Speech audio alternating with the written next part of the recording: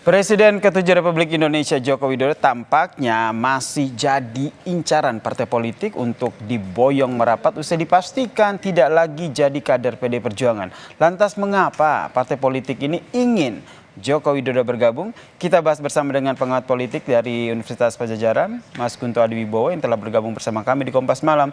Selamat malam Mas Kunto.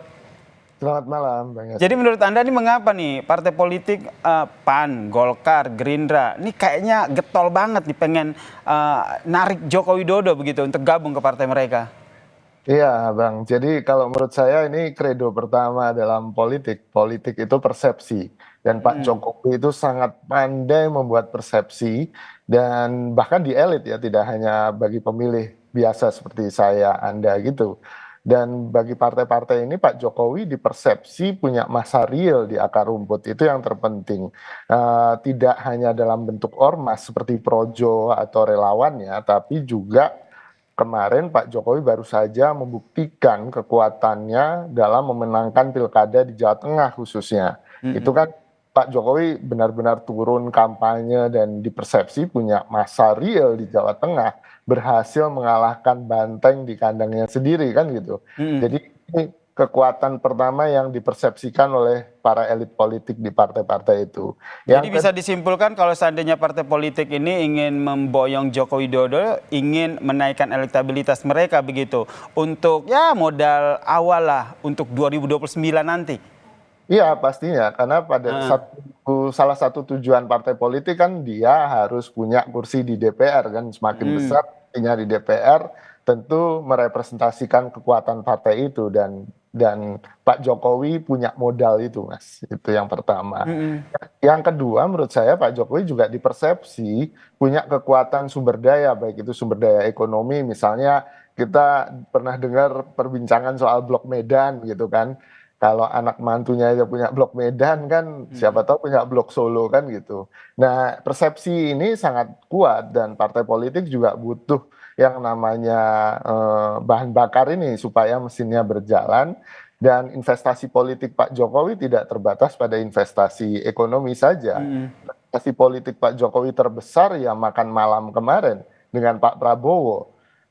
Partai-partai politik mempersepsikan bahwa Pak Jokowi lah kingmakernya Pak Prabowo dan Pak Prabowo punya hutang budi politik terhadap Pak Jokowi dan ini modal yang sangat besar, Mas. Siapapun partai di mana Pak Jokowi ada di situ tentu bisa memanfaatkan hutang budi politiknya Pak Prabowo yang sekarang jadi presiden kan gitu. Itu menurut saya alasan kedua dan alasan ketiganya hubungan darah. Darah itu lebih kental daripada apapun di politik dan Pak Jokowi hari ini punya anak yang wakil presiden, punya anak yang juga ketua partai, punya mantu gubernur di salah satu provinsi yang besar di Indonesia dan ini modal politik yang sangat kuat dan memperkokoh persepsi di mata elit bahwa Pak Jokowi memang punya pengaruh yang real dan kuat gitu, Mas. Punya pengaruh yang besar, kemudian punya modal, kemudian tadi seperti Anda sebutkan ada beberapa alasan begitu. Nah, kalau dilihat pertanyaan selanjutnya ini kayaknya kartunya ada di Jokowi nih. Partai mana yang akan dipilih? Bisa dikatakan seperti itu? Betul, Mas. Kalau menurut saya hari ini Pak Jokowi memang sedang menaikkan citranya bahwa dia dipandang sebagai seseorang yang punya modal kuat, punya pengaruh kuat, dan diperebutkan. Dan politik itu kan manajemen harapan ya, Mas ya. Ini kredo di politik gitu kan. Dan Pak Jokowi tampaknya sedang memupuk harapan di partai-partai ini supaya dia bergabung ke partai ini kan. Nah, pada akhirnya ya mungkin Pak Jokowi masih terus memainkan kartu ini karena ada untung Oh ruginya. begitu ya. Jadi menurut Iya. Anda, maaf saya potong, jadi menurut Anda ini Pak Jokowi masih akan terus memupuk harapan-harapan sehingga dalam waktu dekat tidak akan memutus, tidak ada keputusan di mana partai akan berlabuh? Karena takut gitu, ada partai lain yang di PHP-in. Nggak, mungkin bukan karena takut, tapi karena memaksimalkan keuntungannya saja, Mas, kalau menurut Oke. saya. Nah, di Gerindra ada Pak Prabowo. Tentu publik juga akan susah mempersepsi Gerindra dan Prabowo itu adalah satu. Kalau ada Jokowi yang masuk agak repot tuh di masalah persepsinya dan Pak Jokowi sangat paham ini. Nggak mungkin ada dua matahari di satu partai kan gitu kan. Dengan Lalu, kata lain, kemungkinannya kecil begitu jika Joko Widodo memilih untuk bergabung dengan Gerindra karena di sana sudah ada sosok Prabowo Subianto? iya Mas, karena ya kecuali ada deal-deal khusus misalnya Prabowo yang mundur atau bagaimana saya nggak tahu. Tapi kan sampai sekarang di Gerindra mengaku belum ada pembicaraan sebesar itu kan, karena itu berarti ada dua matahari kembar, kemudian Pak Jokowi juga akan susah untuk kemudian menggantikan sosok Pak Prabowo di Gerindra gitu. Itu ada apa ya, ada langkah yang tidak strategis menurut saya kalau masuk Gerindra. Mhm. Yang Oke. kedua juga Golkar juga penuh dengan tokoh-tokoh kan.